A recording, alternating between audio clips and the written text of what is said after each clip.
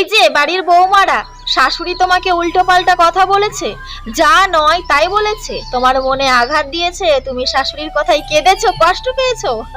বোকা মেয়ে। শাশুড়ি তোমাকে আঘাত দিয়ে কথা বললো আর তুমি দৌড়ে ছুটলে স্বামীকে সেই কথাগুলো নালিশ করতে। ভুলেও এটা করবে না, কারণ তুমি যখন শাশুড়ির কথাগুলো স্বামীকে গিয়ে বলবে, আর স্বামী যখন সেই কথাগুলো এসে তোমার শাশুড়ির সামনে আলোচনা করবে, তখন তোমার শাশুড়ি তোমার স্বামীর সামনে বলবে, সে তোমাকে কিছুই বলেনি, সে তোমাকে কত ভালোবাসে, সে তোমাকে দু চোখে হারায়, সে তোমাকে কতই না ভালোবাসে, কতই না আদর করে, স্নেহ করে, যত্ন করে, তুমি তার দু চোখের মণি।